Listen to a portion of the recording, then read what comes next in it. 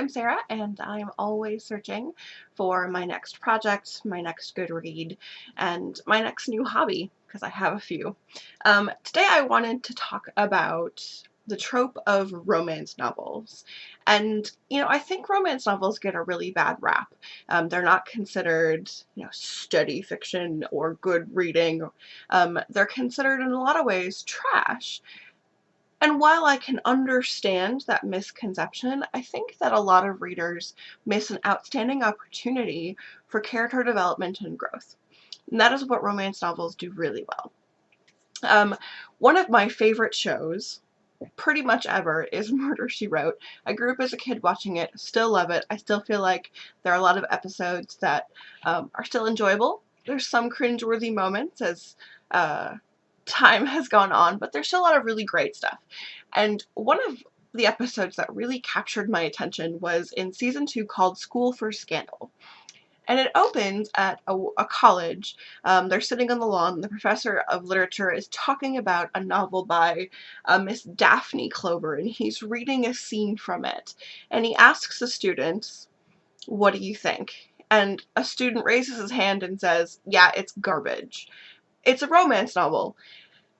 But one of the things that's really great about this episode is that Jessica, who was an English teacher and now writer, can really actually appreciate the nuances and the beauty of the author's writing. And she comments frequently about how well done Daphne Clover novels are and how excellent the writing is, and it's frequently lost in the misconceptions and tropes of romance novels. It's okay to think that romance novels are trash, but are they? And I want to talk about that a little bit today. Have I read trashy romance novels? Absolutely. Do I have some in my collection? Completely. I enjoy a romance novel for the simple and pure joy of reading a book that is light or fun, or that I know what to expect at the end. Sometimes fiction is just what you need it to be, an escape. And while I have certainly read my share of Shakespeare and Hermann Hesse and Oscar Wilde, I've also read my fair share of romance novels, but they aren't all trash, and I think it's just too easy to lump romance novels into that trash category. So let's talk a little bit about that. Why do I love romance novels?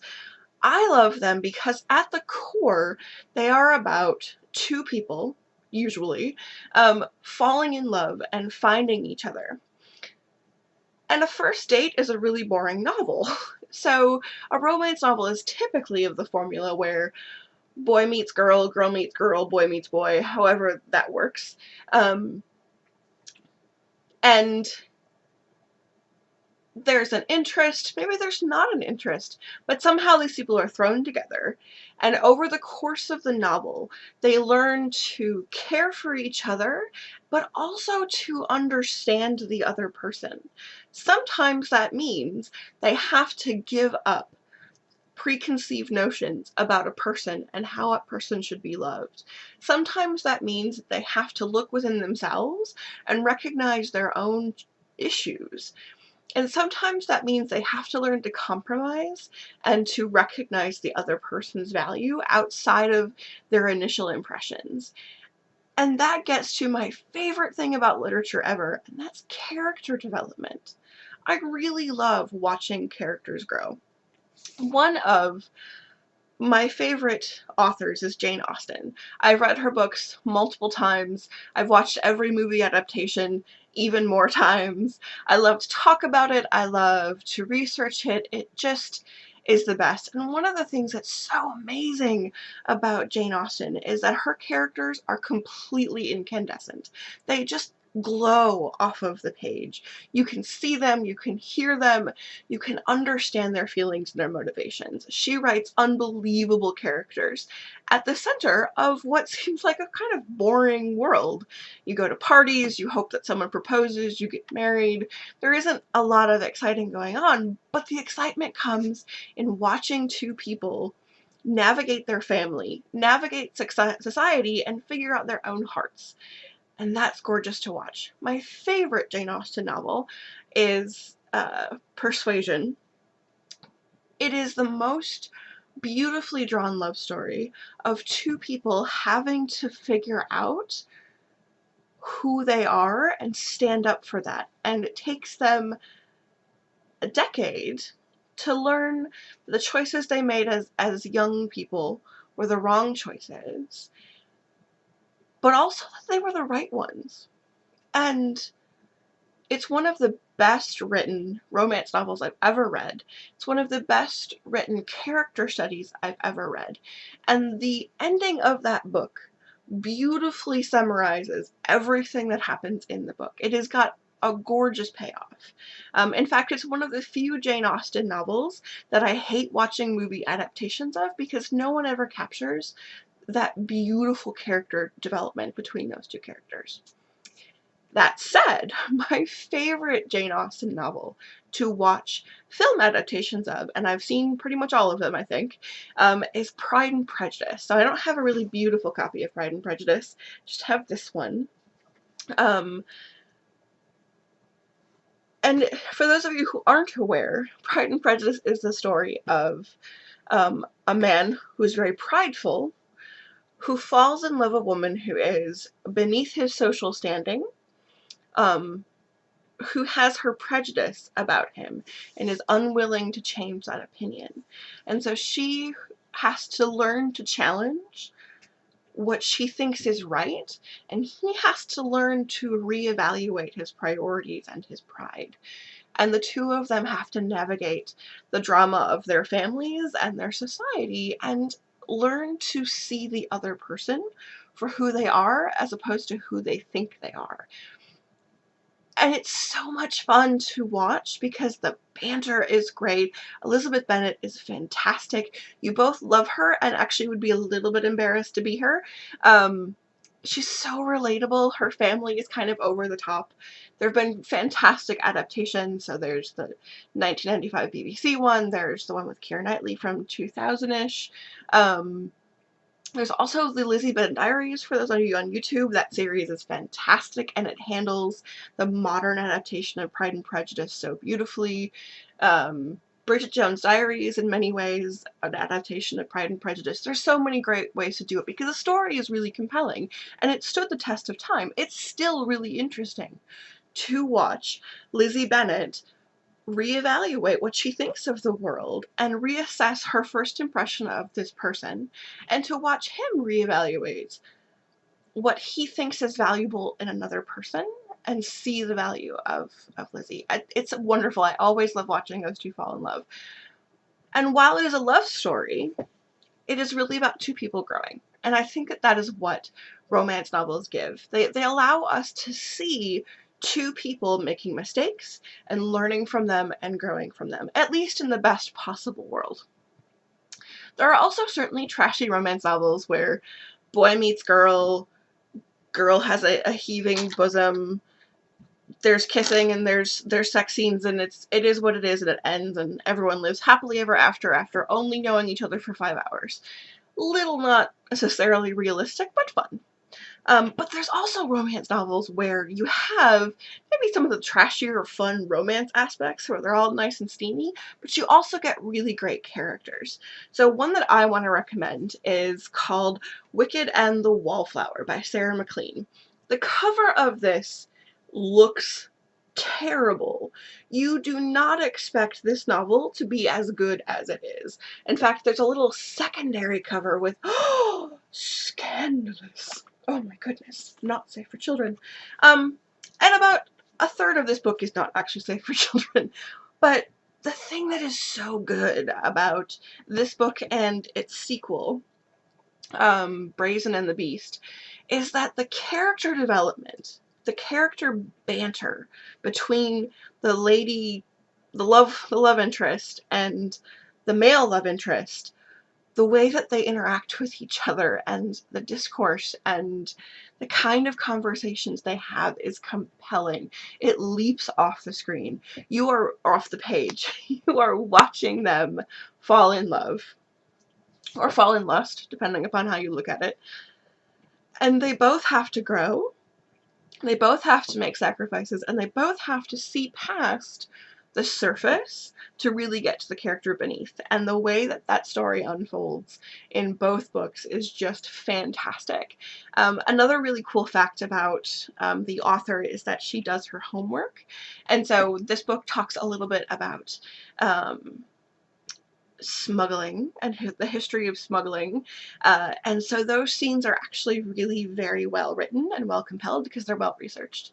So the author put some time into setting the scene, developing these characters, developing their world, and Wicked and the Wallflower and Brazen and the Beast are just fantastic examples of creating a good world, creating interesting characters, and having them learn, having to overcome a preconceived notion or an impression of the world and compromise to meet somebody halfway. It's fantastic and so much fun to read. So how else is romance worked into books? How else can we look at romance outside of the context of trashy fiction? A lot of epic stories include romance. It's not the part that we talk about, but it's important that it's there because it's part of life. It's something we can relate to. Some of the best epic stories have a little bit of romance in them. I tend to like fantasy for as well as mysteries and romance. But I was recommended a book by a friend of mine who doesn't tend to like romance novels. And she just told me to read this book, and she said, "This is a book I read for the romance." It's called Archangel by Sharon Shin. My copy is well loved, as you can see. I've read it a few times and loaned it out a few times, and I've actually purchased copies to give to people so that they read this book. Sharon Shin is one of my favorite authors. She could write a treatise on the phone book, and I probably would read it because she just puts characters and stories together so beautifully.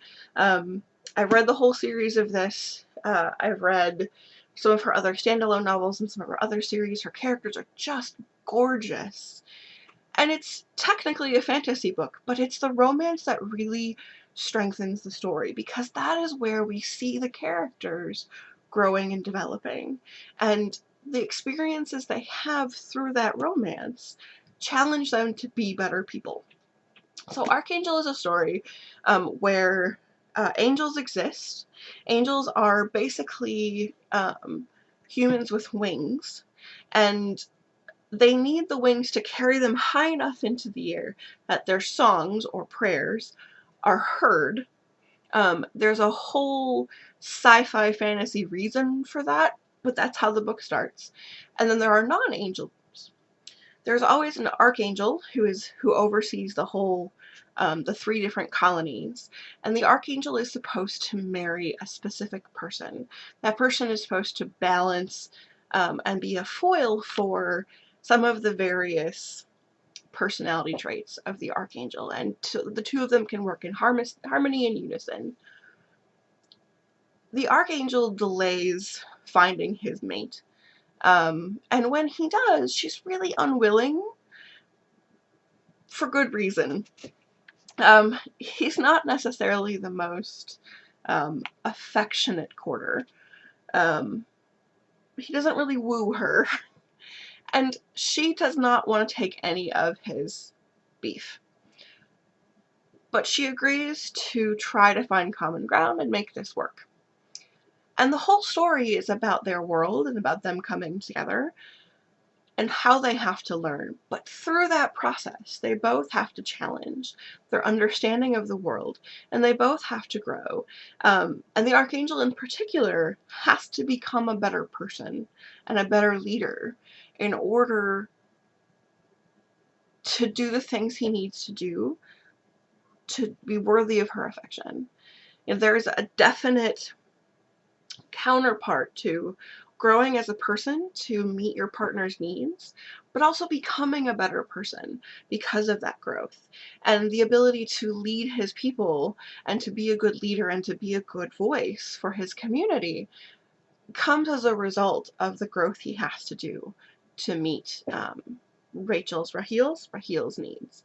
So it's a fantastic book. The love story is amazing. The love story really gets the ball rolling on everything else in the book. but it's so good and so beautifully written and really engaging and captivating. And while not technically a romance, the fact that there is romance in this book is really critical to the book's success and the book's ability to tell its story. So I highly recommend that. Even if you think you don't like romance, watching those two characters fall in love and learn to live with each other is just gorgeous. Fantastic. Anyway, so that was what I wanted to talk about. I have tons of recommendations for good romance novels. I have tons of recommendations for trashy, cheesy romance novels. But I think that dismissing the genre as a whole is a big mistake in terms of recognizing its literary contributions and value, because I think that romance novels are important to our dialogue and our understanding of the human condition, and I will always challenge someone who says that a romance novel is just garbage. So that's all I had for today. I wish you the best, and I hope you find what you're looking for.